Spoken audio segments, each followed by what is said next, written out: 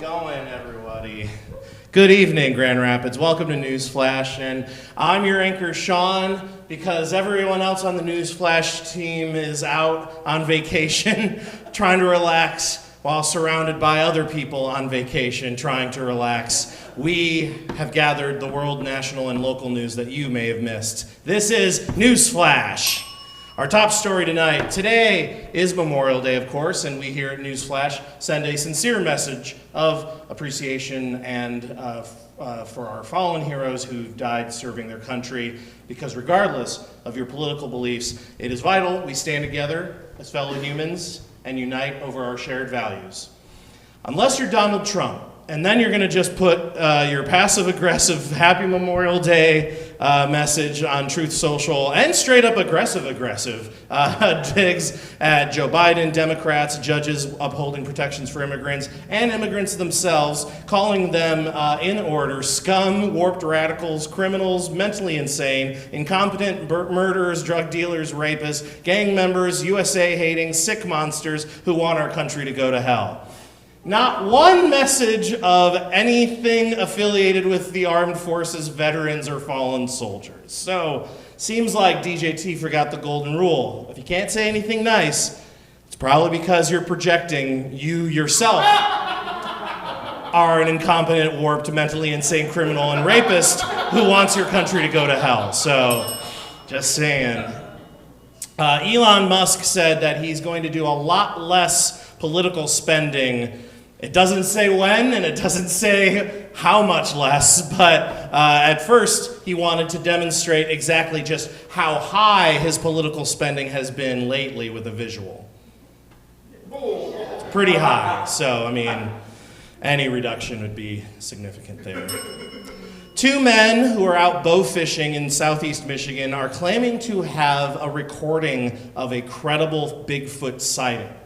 So that's just great, right? As if the mosquitoes and deadly ticks aren't enough to scare you out from hiking. Now you got two lunatics out there with bows and arrows shooting at fish here in Bigfoot. That's dangerous. The NFL voted this week a 22-10 vote to keep the controversial play, the tush push, in which players push the quarterback for positive yards from behind. They also voted against changing the name of the play to butt stuff and ass play. Now, if you're a fan of racing, you already know Indy 500 was yesterday, and Alex Palou from Spain was the winner. We all knew that, obviously, but maybe you're like me, and you're even more excited to know that on just a mere 2 days before that, Friday, all 6 iconic Oscar Mayer Wienermobiles competed in the inaugural Weenie 500. Yes, all of them in the same place at the same time for over a decade, each one representing a different regional dog. You've got your New York, your Slaw dog, which is the southeast. You've got your Chili dog, which is the South. You've got the Chicago dog, which is the Midwest. You've got the Seattle dog, which is the Pacific Northwest, and the Sonoran, which is the Southwest, of course. Slaw dog was the final winner, beating out Chicago by a nose. Or a snout, in this case, who knows. Ironically, the typical sponsorship decals were foregone. Obviously, all of the vehicles are sponsored by Oscar Mayer, Oskarmeyer. But perhaps if this, first year's event was successful enough, maybe next year, Speedy Weenies may be decked out in logos for Viagra, Cialis, Hims, and Sex Honey gas station pills.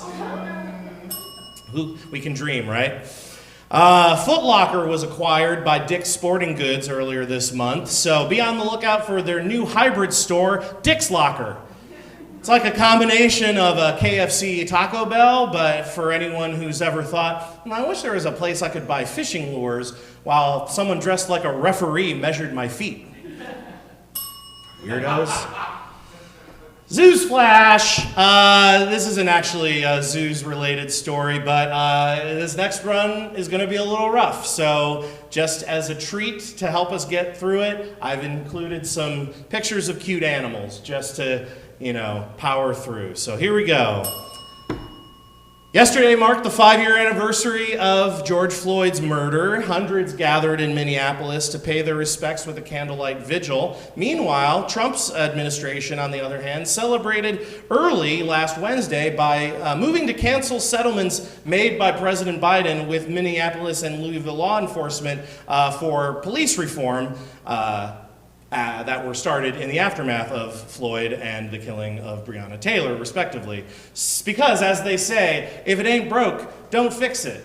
And if it is broke, also don't fix it. Don't fix anything. Do your best to make everything worse. Be a selfish piece of shit, and you'll still get 45% of the country to say they approve of you.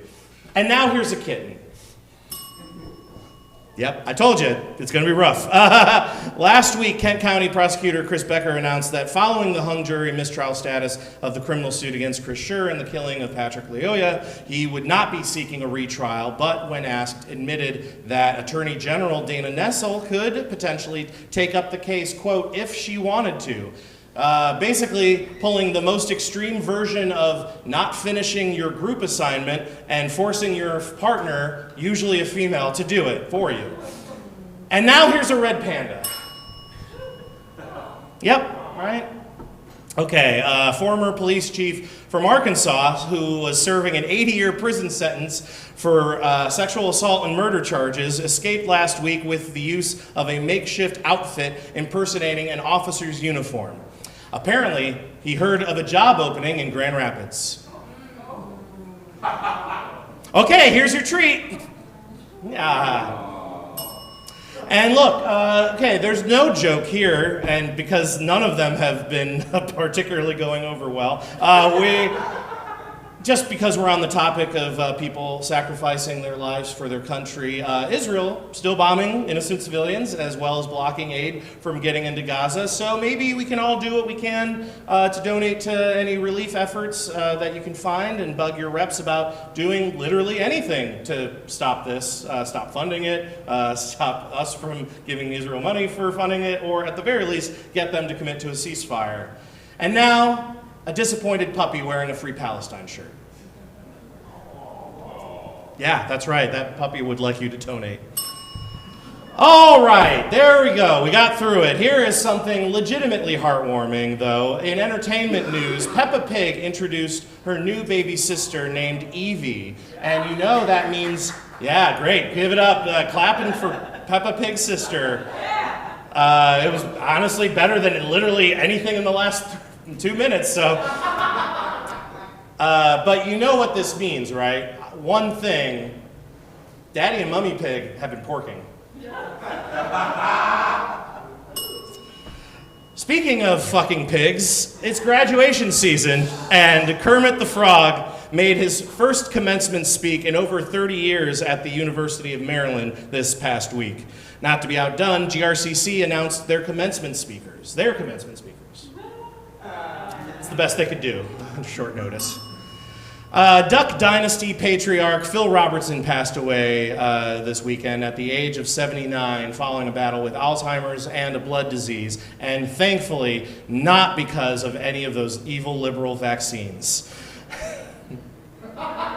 He got what he wanted. Between that and Billy Joel canceling all of his concerts due to his recent brain disorder diagnosis, it's probably a good idea to reach out to the uncles in your lives. They're probably having a real rough time right now, and it's just it's real tough out there. And it really is, I guess, like Billy said, only the good die young. Wait a minute. All right, that doesn't apply. All right, great. The rest have gone so well. Let's see how this one does. Last week, the artist formerly known as Kanye and most currently known as Ye, as in yeesh, he appeared to make a complete 180 on his recent controversial behavior on the website formerly known as Twitter, asking for forgiveness, stating, "I love all people," and he's done with anti-Semitism. I mean, that is at least until he needs more money or to promote his next album. At which time, he's going to break out his secret weapon. Yep. My biggest question, though, which Jonah Hill movie did he watch this time? Right? Because, I mean, I think it would be funny if instead of 21 Jump Street, what made Ye come back around on Jewish people was a different comedic legend, right? That'd be, I mean, not just Annie Hall either, or any of the classic stuff, like recent Woody Allen films, like, oh man, I love Blue Jasmine, or anything after 2014. I just think that would be, fun to watch people react to that, like, ooh. I mean, this is technically better than the anti-Semitism stuff, but it's not an ideal scenario either. It's like when you get a kid to eat his veggies by wrapping them in bacon, but instead of veggies, it's renouncing bigotry, and instead of bacon, it's a legendary filmmaker and alleged child abuser, and instead of your kid, it's one of the top-selling musicians of all time who definitely has a very problematic relationship with women, and who recently decided releasing a single featuring himself, his daughter, Diddy, and Diddy's son was a good idea. It's like that. It's like that old chestnut, when you think of it in metaphorical sense. It's like bacon on broccoli. And now, I did my best to warm them up for you. Here to talk a little about the history of Memorial Day. Here is NewsFlash correspondent Kyle Johnson.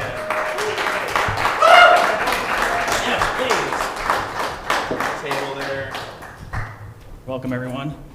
I am looking like a stupider version of David Foster Wallace because I want to talk a little bit about Memorial Day and the history of grilling, which I thought was really a fascinating history that I looked into. So I'm here to just present a few points about it, so let's get started.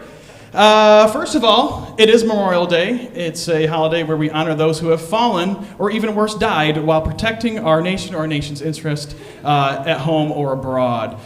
We honor their sacrifice with parades, poppies, and completely clogging up 131 so we can sit at campgrounds and drink Busch Light Apple, the official drink of all tractor-based accidents. Man, I didn't even know they were making it. It's back, Sean. It's back in a big way. I went to 3 spots today to find it. It's located at the liquor store at the intersection of College and Leonard. If you want to find some, there are 2 12-packs left. Seems like it was very worth it, too. Yes.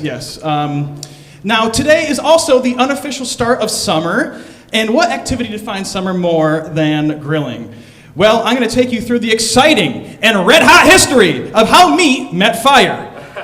Now, I want to assure everyone that all the information presented in my presentation was gained through the most rigorous research methodologies, which included reading the About section of both Hebrew National and Oscar Mayer websites to ensure a balanced approach, which is the only time balance can be used when talking about hot dogs.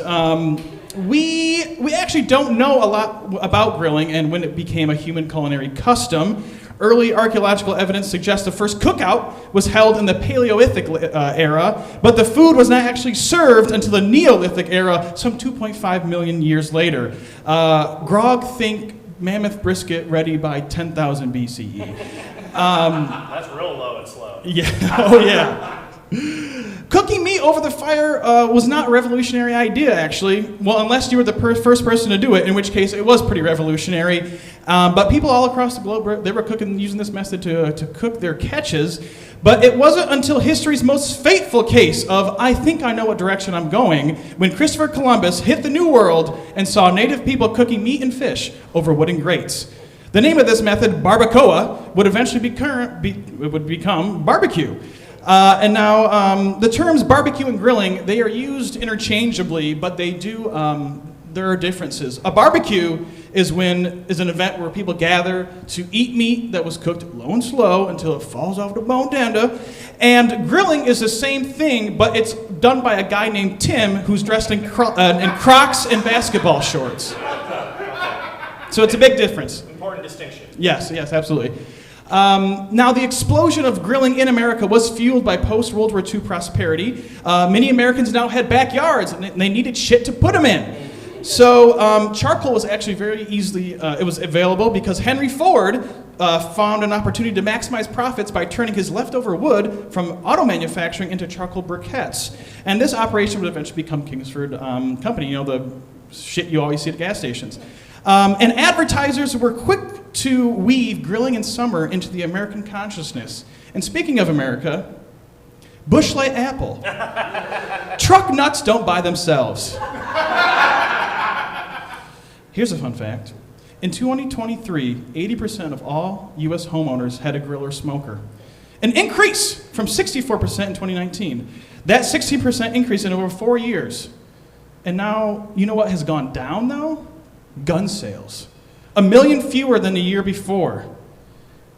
Now, does this mean we can safely say that there's an inverse relationship between the sale of grills and the sale of firearms? No, but it would be nice, wouldn't it? Husbands could fire up the grill instead of firing on their wives. Hold on, folks. Yeah, I think we need a moment for that one. Crips and Bloods could put down the weapons and pick up a plate. And homicidal incels worried about getting their wieners wet could get their wieners wet with ketchup, mustard, and sweet relish on either a Hebrew National or Oscar Mayer hot dog, depending on which side you feel about pork. So the next time your most boring coworker talks about how he grilled up some chicken breasts that Sharon and the kids just couldn't get enough of, remember that grilling is a sustained marketing campaign orchestrated by American industries to inflate the sale of meat and grills. And what better way to wash down corporate greed than Busch Light Apple? Busch Light Apple. Thanks, everyone. Absolutely. Give it up for Kyle, everybody. Kyle Johnson. I don't know how I feel about now that I'm like having to categorize mustard as wet. Anyway, in COM news tonight, we've got